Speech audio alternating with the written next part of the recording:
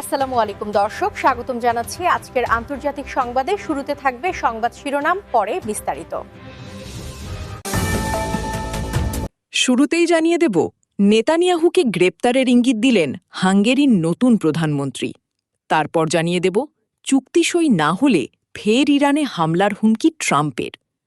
এখন জানিয়ে দেব, গাজায় যুদ্ধবিরতির পরও ইসরায়েলি হামলায় ৭৮০ ফিলিস্তিনি নিহত। এবং সর্বশেষ জানিয়ে দেব, যুক্তরাষ্ট্র ইরানের চুক্তির পথে বাধা যে ৫টি বিষয়। এতক্ষণ শুনছিলেন সংবাদ শিরোনাম, এখন বিস্তারিত। আপনি যদি মুসলিমদের পাশে থাকতে চান তাহলে ভিডিওতে লাইক করে চ্যানেলটি অবশ্যই সাবস্ক্রাইব করে দেবেন। নেতানিয়াহুকে গ্রেপ্তারের ইঙ্গিত দিলেন হাঙ্গেরির নতুন প্রধানমন্ত্রী। হাঙ্গেরির নবনির্বাচিত প্রধানমন্ত্রী পেতের মাগিয়ার ইঙ্গিত দিয়েছেন, ইসরায়েলের প্রধানমন্ত্রী বেনিয়ামিন নেতানিয়াহু বুদাপেস্ট সফরে গেলে তাকে গ্রেপ্তার করা হতে পারে। সোমবার ২০ এপ্রিল সাংবাদিকদের সঙ্গে আলাপকালে পেতের মাগিয়ার বলেন, যদি কোনো দেশ আন্তর্জাতিক অপরাধ আদালতের সদস্য হয় এবং কোনো ব্যক্তি যার বিরুদ্ধে গ্রেপ্তারি পরোয়ানা রয়েছে আমাদের ভূখণ্ডে প্রবেশ করেন, তাহলে তাকে অবশ্যই হেফাজতে নিতে হবে। রয়টার্সের অনুবাদ অনুযায়ী তিনি আরও জানান, তিনি নেতানিয়াহুকে হাঙ্গেরিকে আন্তর্জাতিক অপরাধ আদালতের ব্যবস্থায় পুনরায় যুক্ত করার ইচ্ছার কথা জানিয়েছেন। বর্তমান প্রধানমন্ত্রী ভিক্টর অরবান পূর্বে নেতানিয়াহুর ডানপন্থী সরকারের সঙ্গে ঘনিষ্ঠ সম্পর্ক গড়ে তুলেছিলেন এবং ২০২৫ সালে নেতানিয়াহুকে বুদাপেস্টে স্বাগত জানানোর আগেই হাঙ্গেরিকে আন্তর্জাতিক অপরাধ আদালত থেকে বের হয়ে যাওয়ার পথে নিয়েছিলেন। আন্তর্জাতিক অপরাধ আদালত ২০২৪ সালে গাজা যুদ্ধ চলাকালে যুদ্ধাপরাধের অভিযোগে নেতানিয়াহু এবং সাবেক ইসরায়েলি প্রতিরক্ষামন্ত্রী ইয়োভ গালান্তের বিরুদ্ধে গ্রেপ্তারি পরোয়ানা জারি করে, তবে উভয়ই সব অভিযোগ অস্বীকার করেছেন। সূত্র সিএনএন। চুক্তি সই না হলে ফের ইরানে হামলার হুমকি ট্রাম্পের। শান্তি চুক্তি না হলে ইরানের সঙ্গে চলমান যুদ্ধবিরতির মেয়াদ বৃদ্ধির সম্ভাবনা খুবই কম বলে উল্লেখ করেছেন মার্কিন প্রেসিডেন্ট ডোনাল্ড ট্রাম্প। সেই সঙ্গে চুক্তি না হলে যুক্তরাষ্ট্রের স্থানীয় সময় বুধবার ২২ এপ্রিল সন্ধ্যা থেকে ফের ইরানে হামলা চালানোর হুমকি দিয়েছেন তিনি। গত ৮ এপ্রিল যুক্তরাষ্ট্রের স্থানীয় সময় ৭ এপ্রিল সন্ধ্যা থেকে যুক্তরাষ্ট্র ও ইরানের মধ্যে ১৪ দিনের যুদ্ধবিরতি শুরু হয়েছে, যা শেষ হবে ২২ এপ্রিল বুধবার।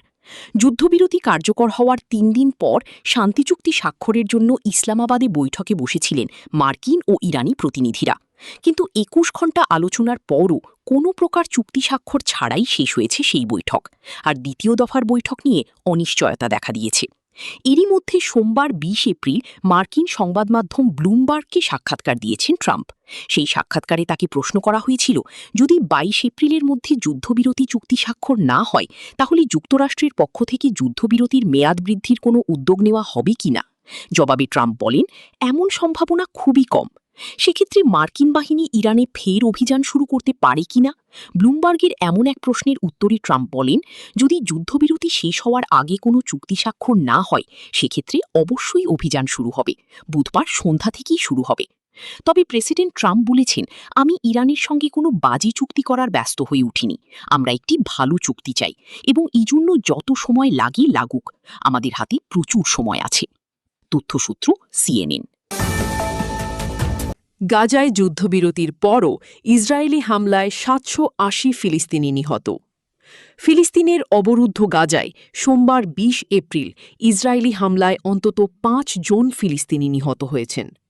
এই নিয়ে গত বছরের অক্টোবরে শুরু হওয়া কথিত যুদ্ধবিরতির পর দখলদার বাহিনীর হামলায় ৭৮০ জনের বেশি ফিলিস্তিনি নিহত হলেন। গাজার স্বাস্থ্য মন্ত্রণালয়ের বরাতে এক প্রতিবেদনে এ তথ্য জানিয়েছে আল জাজিরা।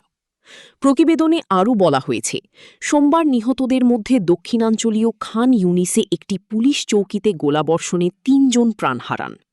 এছাড়া মধ্য গাজার বুরেইজ শরণার্থী শিবিরে ড্রোন হামলায় ১ জন এবং উত্তর গাজা সিটির কাছে জেইতুন এলাকায় একটি সড়ক চৌমাথায় আর১ জন নিহত হন। স্বাস্থ্য মন্ত্রণালয়ের তথ্য অনুযায়ী গত বছরের অক্টোবর মাসে ঘোষিত যুদ্ধবিরতির পর থেকে এখন পর্যন্ত গাজা জুড়ে ইসরায়েলি হামলায় ৭৮০ জনের বেশি ফিলিস্তিনি নিহত হয়েছেন। যুক্তরাষ্ট্র ইরানের চুক্তির পথে বাধা যে ৫টি বিষয়। যুক্তরাষ্ট্র ও ইরানের মধ্যে যুদ্ধবিরতি চলছে। কিন্তু দুই পক্ষের আলোচনা এখনও কোনো মীমাংসায় পৌঁছায়নি। ইসলামাবাদে একটানা ২১ ঘণ্টা আলোচনার পরও কোনো চুক্তি হয়নি। গেল সপ্তাহে সেই আলোচনা শেষে মার্কিন ভাইস প্রেসিডেন্ট জেডি ভ্যান্স বলেছেন, আমরা কোনো চুক্তিতে পৌঁছাতে পারিনি। আমার মনে হয় এটি যুক্তরাষ্ট্রের চেয়ে ইরানের জন্যই বেশি খারাপ খবর। আল জাজিরা জানাচ্ছে, মূলত ৫টি বড় বিষয়ে আটকে আছে দুই পক্ষ। সেগুলো হলো পারমাণবিক কর্মসূচি। যুক্তরাষ্ট্র ও ইসরায়েল চাইছে ইরান পুরোপুরি ইউরেনিয়াম সমৃদ্ধকরণ বন্ধ করুক। তারা অভিযোগ করছে ইরান পারমাণবিক অস্ত্র তৈরির দিকে এগিয়ে যাচ্ছে, যদিও এর কোনো প্রমাণ তারা দেখায়নি। ইরান বলছে তাদের এই কার্যক্রম সম্পূর্ণ শান্তিপূর্ণ ও বেসামরিক কাজের জন্য। ইসলামাবাদ আলোচনায় যুক্তরাষ্ট্র ২০ বছরের জন্য ইউরেনিয়াম সমৃদ্ধকরণ স্থগিত রাখার প্রস্তাব দেয়। ইরান পাল্টা প্রস্তাব করে ৫ বছরের স্থগিতাদেশের, কিন্তু যুক্তরাষ্ট্র সেটি প্রত্যাখ্যান করেছে।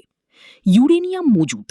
মার্কিন আলোচকরা চাইছেন ইরান তার প্রধান পারমাণবিক স্থাপনাগুলো ভেঙে দিক এবং ৪০০ কিলোগ্রামের বেশি অতি সমৃদ্ধ ইউরেনিয়াম হস্তান্তর করুক। এই ইউরেনিয়াম আমেরিকার বোমা হামলায় মাটির নিচে চাপা পড়ে গেছে বলে মার্কিন কর্মকর্তারা দাবি করছেন। তবে ইরান এই বিষয়ে একেবারেই রাজি নয়। হরমুজ প্রণালী। হরমুজ প্রণালীর নিয়ন্ত্রণ এখন ইরানের হাতে।